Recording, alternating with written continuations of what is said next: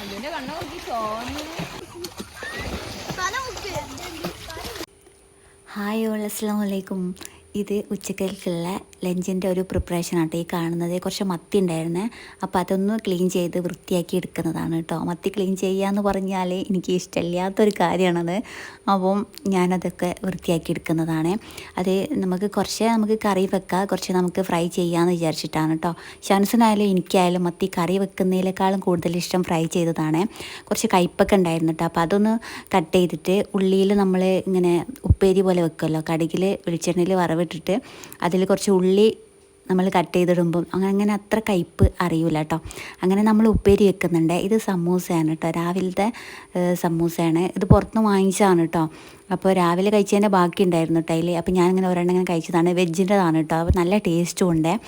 അപ്പോൾ ഇങ്ങനെ സമൂസ കഴിച്ചിട്ട് മീനൊക്കെ ഉമ്മ ഇടുന്നുണ്ട് കേട്ടോ. ഞങ്ങൾ ക്ലീൻ ചെയ്ത് കൊടുത്തതാണ്, കറിയൊക്കെ വെക്കുന്നത് ഉമ്മയാണ്. അപ്പോൾ മീനൊക്കെ വൃത്തിയാക്കിയതൊക്കെ ഓരോന്നോരോന്നാക്കിയിട്ട് കറിയിലേക്ക് ഇട്ട് കൊടുക്കുന്നുണ്ട്. ഇനി കറി നമ്മൾ ചെറിയ ഉള്ളിയിൽ വെളിച്ചെണ്ണയിൽ വറവിട്ടിട്ട് അതിലേക്ക് ഒഴിച്ചു കൊടുക്കുന്നതാണ് കേട്ടോ. ഇതും കൂടി റെഡി ആയാലേ കറി സെറ്റായി. ഇനി ചോറ് റെഡി ആയിട്ടുണ്ട്, ഇനി ഉപ്പേരി റെഡി ആയിട്ടുണ്ട്. ഉപ്പേരി മത്തിക്കറി, അതുപോലെ മത്തി ഫ്രൈ ചെയ്തത്, പിന്നെ പപ്പടം ഫ്രൈ ചെയ്തത്, അതാണ് കേട്ടോ. ഇന്ന് വലിയ സ്പെഷ്യലും കാര്യങ്ങളൊന്നുമില്ല. അങ്ങനെ അതാ കറി റെഡിയായി. ഇനി ഇതാ ഷാൻസിന് ഫുഡ് കൊടുക്കാൻ വേണ്ടിയിട്ട് ഞാൻ പോയപ്പോൾ അവന് ഖുർആൻ ഓതുന്നുണ്ട്. ഇന്ന് ഉസ്താദിന് വാട്സപ്പിൽ ഇങ്ങനെ ഖുർആൻ ഓതിയിട്ട് അയച്ചു കൊടുക്കണം, അല്ലാത്ത മക്കൾസിന് അടി കിട്ടും. അപ്പോൾ അത് പേടിച്ചിട്ടാണ് കേട്ടോ. ഖുർആനൊക്കെ ഓതി പഠിക്കുന്നുണ്ട്, ഇനി വാട്സപ്പിൽ ഉസ്താദിനെ ഓതിച്ച് അയച്ചു കൊടുക്കണം. അങ്ങനെ ദാ മത്തി ഞാൻ കുറച്ച് ഫ്രൈ ചെയ്യാനുള്ളതും, പിന്നെ അതിൻ്റെ പഞ്ഞി ഉണ്ടാവുമല്ലോ, അവിടെയൊക്കെ പറയുക പഞ്ഞി എന്നാട്ടോ, അതായത് മത്തിൻ്റെ പഞ്ഞി എന്നാണ് പറയുക. അപ്പോൾ അത് ഇങ്ങനെ മസാല ആക്കിയിട്ട് വെച്ചിട്ടുണ്ട്. മസാല ഇങ്ങനെ ആക്കുമ്പം ചിലത് ഇങ്ങനെ പിടിക്കാതാവും കേട്ടോ. അങ്ങനെ ഞാനൊക്കെ സെറ്റാക്കി വെച്ചിട്ടുണ്ട്. പിന്നെ കുറച്ച് ചേമ്പ് ഉണ്ടായിന്, അതായത് ചെറിയ ചേമ്പ് ഉണ്ടാവുമല്ലോ, അതാണ്. അത് ഇങ്ങനെ തേങ്ങ അരച്ചിട്ട് കടുകിലൊക്കെ വറവിട്ടിട്ട് കറിയും വെച്ചിട്ടുണ്ട് കേട്ടോ. അപ്പോൾ ആ ഒരു കറിയുണ്ട്, മത്തിക്കറിയുണ്ട്. മത്തിക്കറി ഇപ്പോൾ ഉച്ചക്കായിട്ട് ഇങ്ങനെ എടുക്കില്ല, ചിലപ്പോൾ രാത്രിത്തേക്കായിട്ട് അങ്ങനെ എടുക്കും. അങ്ങനെ ഒരു നേരത്തിനും കൂടിയാണ്. പക്ഷേ ഈ തേങ്ങ അരച്ചിട്ടുള്ള കറി ഉണ്ടല്ലോ, അതാണ് മെയിൻ നമുക്ക് ഉച്ചക്ക് കഴിക്കാനുള്ളത് കേട്ടോ. അതാണ് 2 കറി വെച്ചത്. അങ്ങനെ മീനൊന്നും ഫ്രൈ ചെയ്തെടുക്കണം. അതിന് ഞാൻ ചട്ടിയൊക്കെ വെച്ച് അതിലേക്ക് ലേശം വെളിച്ചെണ്ണയിൽ ഫ്രൈ ചെയ്യുമ്പോഴാട്ടോ കുറച്ചുകൂടി ടേസ്റ്റ് ഉണ്ടാവുക.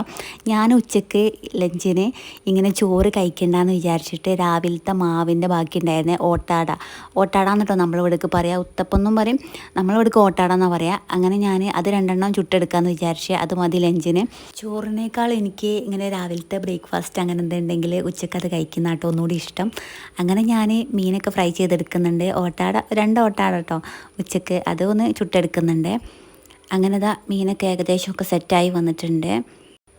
ഇനി ഈ മത്തിൻ്റെ പഞ്ഞി ഉണ്ടല്ലോ, നമ്മൾ മസാല കാക്കിച്ചേ, അത് ഞാൻ ലാസ്റ്റിൽ ഇങ്ങനെ ഇട്ട് കൊടുക്കുക ചെയ്യാം കേട്ടോ. അത് ഷാൻസിനായാലും ഭയങ്കര ഇഷ്ടമാണ്, ഇവിടെ എനിക്കും ഇഷ്ടമാണ് കേട്ടോ. നല്ല ടേസ്റ്റാണ് കഴിക്കാൻ ചോറിൻ്റെ കൂടെയൊക്കെ. അങ്ങനെ ഞാനിപ്പോൾ ചോറില്ലല്ലോ, ഓട്ടാടയാണല്ലോ. അങ്ങനെ ഞാൻ ഫുഡ് കഴിക്കാൻ വേണ്ടിയിട്ട് ഞാൻ എന്താ ഓട്ടാട എടുത്ത് ഞാൻ ഷാൻസും കൂടി ഒരുമിച്ചായിട്ട് കഴിക്കുന്നത്. അപ്പോൾ ഞാൻ എൻ്റെ പ്ലേറ്റിലേക്ക് ഓട്ടാട ഇട്ടിട്ടുണ്ട്. ഇനിയിപ്പോൾ ഷാൻസിന് ഞാൻ ചോറൊക്കെ പ്ലേറ്റിലൊക്കെ സെറ്റാക്കി എടുക്കണം. അങ്ങനെ ഇതിലേക്ക് ഞാൻ ലേശം മത്തിക്കറി എടുക്കാമെന്നിട്ട് ആദ്യം വിചാരിച്ചത്. പിന്നെ എനിക്ക് തോന്നി ചേമ്പ് കറി വെച്ചതെടുക്കുക, കുറച്ച് വെറൈറ്റി ആവുമല്ലോ. അപ്പോൾ തേങ്ങ അരച്ച് നമ്മൾ വെളിച്ചെണ്ണയിൽ കടുകിലൊക്കെ ഇങ്ങനെ വറവിട്ടതല്ലേ. അപ്പോൾ ഞാൻ മത്തിക്കറി രാത്രിയിലേക്കായിട്ട് അങ്ങനെ വെച്ചതായതുകൊണ്ട് ഇനിയിപ്പോൾ ആ കറി രാത്രി എടുക്കാമെന്ന് വിചാരിച്ചിട്ടോ. അങ്ങനെ ഞാൻ അതിൽ നിന്ന് എടുത്തില്ല. ചേമ്പ് കറിയെന്ന് ലേശം കറി ഇതിലേക്ക് ഒഴിക്കുന്നുണ്ട്. പിന്നെ മത്തി ഫ്രൈ ചെയ്തതും അതുപോലെ പഞ്ഞിയും എടുക്കാമെന്ന് വിചാരിച്ചിട്ടോ. അങ്ങനെ ഷാൻസിന് ഞാൻ ഫുഡൊക്കെ സെറ്റാക്കിയിട്ടുണ്ട്. അപ്പോൾ അവനെ ഖുർആനോത്തും കാര്യങ്ങളൊക്കെ കഴിഞ്ഞ് വാട്സപ്പിൽ ഉസ്താദിനൊക്കെ ഓതി അയച്ചിട്ടുണ്ട് കേട്ടോ. അല്ലാന്നുണ്ടെങ്കിൽ ഇവനിങ്ങനെ ക്ലാസ്സിനെത്തുമ്പം അവനക്ക് എന്തായാലും അടി പൊട്ടുന്നുള്ള ആ ഒരു പേടി കാരണമാണ്. അപ്പോൾ എനിക്ക് തോന്നി അത് നല്ലതാണ് ആ ഒരു പേടി, കാരണം മക്കൾ ഖുർആനോത്ത് നല്ലോണം പഠിക്കും. അങ്ങനെ ഒരു ഉസ്താദിന് പേടി ഉള്ളതുകൊണ്ട് പഠിക്കുന്നുള്ളൊരിതുണ്ട് കേട്ടോ.